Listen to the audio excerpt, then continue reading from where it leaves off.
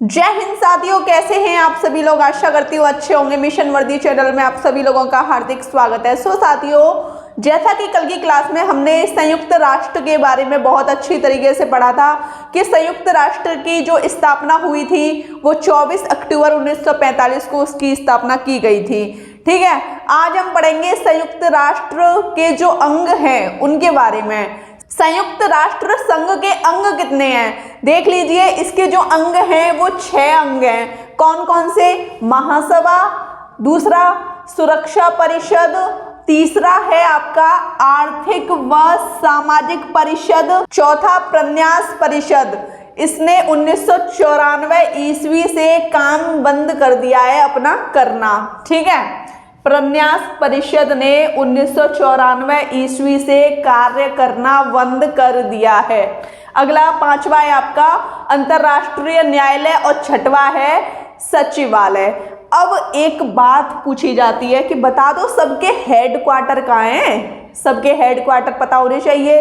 अब छोटे मोटे एग्जाम होते हैं तो उसमें तो हेडक्वार्टर पूछ के काम चल जाता है। तो भाई आपको यूपी पुलिस कांस्टेबल और दिल्ली पुलिस कांस्टेबल के लिए तो पढ़ना है ना, तो हेडक्वार्टर याद होने चाहिए सबके। अंतर्राष्ट्रीय न्यायालय को छोड़कर सभी के हेडक्वार्टर न्यूयॉर्क में है। कहाँ पर है? न्यूयॉर्क। और अंतर्राष्ट्रीय न्यायालय का जो हेडक्वार्टर है, लिख लेना आप, है ना। अंतर्राष्ट्रीय न्यायालय का शॉर्टकट में लिखा है मैंने, हेडक्वार्टर हेग पड़ता है आपके नीदरलैंड में। ठीक, समझ गए। इतनी कंडीशन आपको समझ आई कि संयुक्त राष्ट्र संघ के कितने अंग हैं? 6 अंग हैं।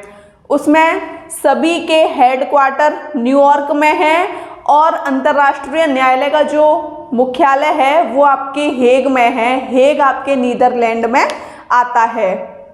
ऐसा मत करना कि बोर्ड पे लिखा है, कैसे भी करके नोट डाउन कर लो, रट लो, हो जाएगा। हर एक चीज़ को समझने की कोशिश कीजिए। हाँ, मुझे पता है कुछ चीज़ें याद करने की होती हैं, लेकिन क्या पता मैं आपको बताऊं, आपको सुनते सुनते ही याद हो जाए। ठीक है, तो हर एक चीज़ को सुनने की आदत डालिए और पूरी कोशिश कीजिए कि जैसे जैसे मैं बता रही हूँ उसी हिसाब से आप अपनी कॉपी में करते जाएं, क्योंकि कुछ चीज़ें हैं जिनको मैं बताऊंगी जो मैंने लिखी नहीं है। तो देख लो, अब हम पढ़ेंगे संयुक्त राष्ट्र संघ का पहला अंग। देख लो, महासभा है। कौन सा है? महासभा। इसका जो उपनाम है वो है विश्व की लघु संसद। विश्व की जो छोटी संसद, लघु में छोटा, विश्व की जो छोटी संसद बोली जाती है वो बोली जाती है महासभा। ठीक है, विश्व की सबसे छोटी संसद कौन सी है? महासभा, जिसको हम लघु संसद भी कहते हैं। प्रत्येक देश का मतलब आपके संयुक्त राष्ट्र संघ में मैंने लिखाया है ना कितने देश शामिल हैं, आप मुझे कमेंट सेक्शन के माध्यम से बताओगे। कल की क्लास में करा चुकी हूँ। हर एक चीज़ को लिखने की कोशिश करना। अगर आपने कॉपी पेन ले रखी है, अगर आपको पता है तो लिख दो कि हमारे यूएन में कितने देश शामिल हैं, और जो लास्ट वाला देश मैंने शामिल करवाया था उसका नाम क्या है वो भी आपको कमेंट सेक्शन में लिखना है। प्रत्येक देश के कितने प्रतिनिधि आ सकते हैं, मतलब प्रत्येक देश अपने कितने प्रतिनिधियों को महासभा में भेज सकता है? 5 को भेज सकता है, लेकिन एक कंडीशन है। ये नहीं 5 वोट करेंगे, वोट सिर्फ एक ही करेगा। वोट करने का अधिकार सिर्फ एक को ही होता है। समझ गए। और इसकी जो बैठक होती है वो हर वर्ष होती है, लेकिन वर्ष में भी ये नहीं कि जनवरी में मन किया तो जनवरी में कर ली, फरवरी में मन किया तो फरवरी में कर ली। उसका भी एक टाइम है। सितंबर के तीसरे मंगलवार से दिसंबर के मध्य तक आप महासभा की बैठक कर सकते हैं।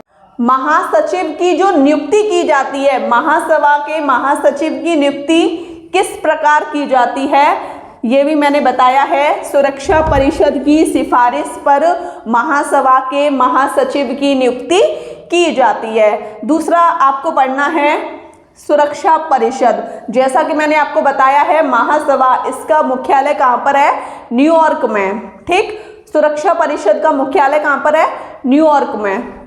दुनिया का पुलिसमैन किसको बोला जाता है? दुनिया का पुलिसमैन बोला जाता है सुरक्षा परिषद को।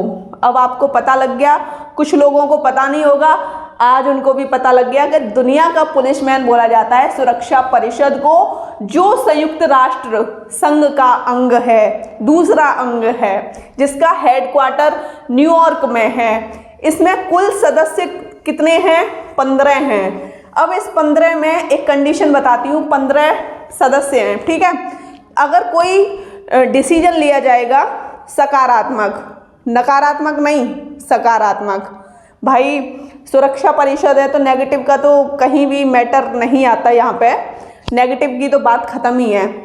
अगर कोई डिसीजन लिया जा रहा है वो भी पॉजिटिव, तो 15 में से कितने लोगों की हाँ होनी चाहिए? 15 में से कम 9 लोगों की होनी चाहिए हाँ। 9 लोगों की परमिशन होना जरूरी है। परमिशन का मतलब 9 लोग उस पर हस्ताक्षर कर दें तो आपका वो जो भी बिल है वो पारित कर दिया जाएगा। जैसा कि आप देख रहे हैं, अब अपने भारत का नाम आ गया, भारत, हिंदुस्तान, इंडिया। अपना भारत देखो, भारत 8वीं बार अस्थायी सदस्य चुना गया। किसमें? सुरक्षा परिषद में। और जापान सबसे अधिक 11 बार चुना गया। जापान सबसे अधिक 11 बार चुना गया। आपको दिख नहीं रहा है क्या? अब तो सही से दिख रहा होगा। जैसा कि आप देख रहे हैं, अब हमको तीसरा पढ़ना है, आर्थिक एवं सामाजिक परिषद। इसका जो कार्यकाल होता है वो कितने वर्ष तक होता है? 3 वर्ष तक आर्थिक एवं सामाजिक परिषद का कार्यकाल होता है, ठीक है। अब आप कहोगे कि मैम आपने तो प्रन्यास परिषद लिखाया था, ये कैसे लिख दिया? पहले आप इसके बारे में ही जान लो। आपको इसको अपनी कॉपी में लिखना नहीं है, क्योंकि मैं इसको लिखा चुकी हूँ कि इसने 1994 ईस्वी से काम करना बंद कर दिया है। अब आप देख लीजिए सचिवालय। सचिवालय का जो प्रमुख होता है वो महासचिव होता है। सचिवालय का प्रमुख महासचिव होता है। इसमें से क्वेश्चन पूछा जाता है पेपर में। अगर पूछेगा तो कम से कम आपको आना चाहिए पहले महासचिव कौन थे, वर्तमान में कौन है, ये क्वेश्चन पेपर में आता है, ठीक है। देख लो, सचिवालय का प्रमुख महासचिव होता है। इसका जो कार्यकाल होता है वो होता है 5 वर्ष। सचिवालय के महासचिव का कार्यकाल कितने वर्ष होता है? 5 वर्ष होता है। कितने वर्ष? 5 वर्ष। अब इसमें आपको देखना है, संयुक्त राष्ट्र संघ के दिन प्रतिदिन के जो निपटारे होते हैं ना, दिन प्रतिदिन के जो कार्य होते हैं उनका जो निपटारा करता है वो सचिवालय ही करता है। आजकल क्या, अपने भारत में भी तो सचिवालय हैं, वहाँ पर सारे काम होते हैं, कागज के होते हैं ना, वही सचिवालय यूएन का है। इसके पहले महासचिव त्रिगवेली, जो कि नॉर्वे के थे, इन्होंने इस्तीफा दे दिया था, लेकिन पहले महासचिव यही माने जाएंगे। तो आप इनको थोड़ा याद रखना कि पहले महासचिव त्रिगवेली थे जो नॉर्वे के थे, और वर्तमान में महासचिव आपके एंटोनियो गुतरेसे हैं। एंटोनियो गुतरेसे हैं। प्रन्यास परिषद, जैसा कि मैंने आपको अभी बताया ही है। अब आप देख लीजिए आपका अंतर्राष्ट्रीय न्यायालय, इसकी स्थापना कब की गई, इसको आपको दिमाग में रखना है क्योंकि ये इम्पॉर्टेंट है। इसका जो भी पढ़ाऊँ सब कुछ अच्छे तरीके से दिमाग में होना चाहिए। अंतर्राष्ट्रीय न्यायालय की स्थापना 3 अप्रैल 1946 ईस्वी को की गई।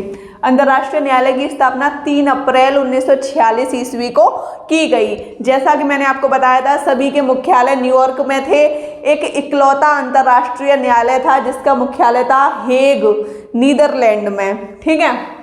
हेग, नीदरलैंड में अंतर्राष्ट्रीय न्यायालय का मुख्यालय है, ठीक है। और इसके चार्टर में, अंतर्राष्ट्रीय न्यायालय के चार्टर में 5 अध्याय हैं और 70 अनुच्छेद। और अंतर्राष्ट्रीय न्यायालय में न्यायाधीशों की संख्या कितनी है? 15। कितनी है? 15। आई होप कि आपको न्यायाधीशों की संख्या याद रहे। इन 15 न्यायाधीशों में से ही अभी हम इसको पढ़ेंगे। आप थोड़ा याद रखना, न्यायाधीशों की संख्या 15 है और इनका कार्यकाल कितना होता है? जो ये 15 न्यायाधीश हैं इनका कार्यकाल होता है 9 वर्ष। समझ गए? इतनी कंडीशन समझ आ गई। अब ये जो 15 न्यायाधीश है ना, देखो कोई भी 2 न्यायाधीश, जैसे कि ऐसा नहीं है जैसे हमारे भारत में 2 न्यायाधीश हम अंतर्राष्ट्रीय न्यायालय में भेज दें, ऐसा नहीं है, एक ही जाएगा। कोई भी 2 न्यायाधीश एक देश के नहीं हो सकते, कोई भी 2 न्यायाधीश एक देश के नहीं हो सकते। अब अध्यक्ष और उपाध्यक्ष कैसे बनते हैं वो भी आपको पता होना चाहिए। कोई भी 2 न्यायाधीश एक देश के नहीं हो सकते, अध्यक्ष उनमें से ही चुना जाता है। जैसे जो जो देश से आते हैं न्यायाधीश उसमें से आपका अध्यक्ष चुना जाता है, और देखो और उपाध्यक्ष भी उनमें से ही चुना जाता है, समझ गए। और इन अध्यक्षों का जो कार्यकाल होता है वो होता है 3 वर्ष। साथियों, जैसा कि अब आप सोचोगे कि कार्यकाल यहाँ पे 9 वर्ष है और यहाँ पे 3 वर्ष है, ये क्या कंडीशन है, हम इसको कैसे याद रखें कि 9 भी है 3 भी है। अभी नहीं सोच पा रहे, लेकिन पूरी क्लास हो जाएगी ना, फिर आपको समझ आएगा कि अरे 9 बताएं कि 3 बताएं। मैं आपको बता देती हूँ क्या बताना है। जैसा कि मैंने बताया है कि इसके जो सदस्य हैं उनका कार्यकाल 9 वर्ष होता है। कितना होता है? 9 वर्ष इनके सदस्यों का कार्यकाल होता है। यह न्यायाधीश 9 वर्ष के लिए चुने जाते हैं। कितने वर्ष के लिए चुने जाते हैं? 9 वर्ष के लिए, और फिर से भी चुने जा सकते हैं। ये जो न्यायाधीश हैं ये फिर से चुने जा सकते हैं। ऐसा नहीं है कि भाई 9 वर्ष के लिए ये परमानेंट हो गए, 9 वर्ष के लिए ये परमानेंट हो गए। और 9 वर्ष के लिए चुने गए हैं कितने? 15। इन 15 में से भी चुने जा सकते हैं। और प्रत्येक तीसरे वर्ष, प्रत्येक का मतलब समझ गए, प्रत्येक तीसरे वर्ष इन 15 में से कितने चुने जा सकते हैं? 5 न्यायाधीश। आई होप आपको ये कंडीशन समझ आ गई होगी। अब आप इस क्वेश्चन को नहीं कर पाएंगे क्योंकि मैंने आपको बहुत अच्छी तरीके से एक्सप्लेन कर दिया है। साथियों, अभी आपको अंतर्राष्ट्रीय न्यायालय के बारे में ही पढ़ना है, तो बिल्कुल भी टेंशन मत लेना। ये अंतर्राष्ट्रीय न्यायालय बहुत ज़्यादा इम्पोर्टेंट है, इस वजह से आपको कराया जा रहा है। उम्मीद करूँगी कि आप सभी लोग अच्छे तरीके से नोट्स बना रहे होंगे और अपनी पढ़ाई को बेहतर तरीके से कर रहे होंगे। अंतर्राष्ट्रीय न्यायालय की भाषा बताइए, क्वेश्चन पूछा जाएगा आपसे तो आप बता दोगे फ्रेंच और अंग्रेजी, ठीक है। अब देख लो न्यायालय का जो कोरम है इसमें कितने जज होते हैं? 9 जज होते हैं न्यायालय के कोरम में। अगला पॉइंट है न्यायालय में पहले भारतीय मुख्य न्यायाधीश कौन थे? ये पेपर में बहुत ज़्यादा क्वेश्चन पूछा जाता है, तो आप बताओगे डॉक्टर नागेंद्र सिंह भारत के पहले भारतीय मुख्य न्यायाधीश थे अंतर्राष्ट्रीय न्यायालय में। लेकिन बात की जाए कि बताइए अंतर्राष्ट्रीय न्यायालय के पहले मुख्य न्यायाधीश कौन थे, तो ये थे बेनेगल रामाराव। वर्तमान में कौन है? दलवीर भंडारी। पेपर में क्वेश्चन बहुत ज़्यादा पूछे जाते हैं, इस वजह से आपको कराया जा रहा है। आप ये मत समझना कि इतना सब कुछ हमको पढ़ना पड़ेगा, याद करना पड़ेगा, करना पड़ेगा। सिलेक्शन तो आप ही को लेना है ना, तो किसी भी सिचुएशन से आपको डरना नहीं है, बस पढ़ते रहना है जिससे आप जल्दी जल्दी मुझे सिलेक्शन दे पाओ और मैं भी कहूँ कि हाँ ये मिशन वर्दी चैनल वाले हैं। अगला पॉइंट देखो, न्यायाधीशों की जो नियुक्ति करती है वो कौन करती है या चुनती है? न्यायाधीशों को महासभा चुनती है, ठीक है। आज की क्लास में मैंने आपको पूरा संयुक्त राष्ट्र संघ के अंग के बारे में पढ़ाया है। कल की क्लास में मैं आपको पढ़ाऊंगी विश्व बैंक के बारे में, नाटो के बारे में, आसियान के बारे में, सब कुछ पढ़ा दूंगी। स्टैटिक बहुत ज़्यादा इम्पोर्टेंट है दिल्ली पुलिस और यूपी पुलिस में। आप किसी भी पेपर को उठा के देख लीजिए, स्टैटिक का बहुत ज़्यादा पोर्शन रहता है। तो मैं पूरी कोशिश कर रही हूँ, अपनी तरफ से पूरा 100% दे रही हूँ। बस आप अपनी तैयारी करते रहिए, बस आपको मिशन वर्दी चैनल को एक सिलेक्शन देना है। उम्मीद है मुझे आपसे कि जिस तरीके से आप पढ़ते हो, जिस तरीके से आप लाइव सेशन में पढ़ के आते हो, मुझे आंसर बताते हो, उसी से मुझे पता लग जाता है कि वाह कितना पढ़े आप। जब इतना पढ़े तो घर पे तो और ज़्यादा ही पढ़ रहे होंगे। तो बस इस स्तर को कभी झुकने मत देना। जैसे हम बोलते हैं ना, तिरंगे को हम झुकने नहीं देंगे, वैसे ही मिशन वर्दी चैनल नाम को हम झुकने नहीं देंगे, ठीक है। तो वीडियो कैसी लगी कमेंट सेशन में बताइएगा। वीडियो अच्छी लगी हो तो चैनल को सब्सक्राइब कीजिए, लाइक कीजिए, शेयर कीजिए। जय हिंद।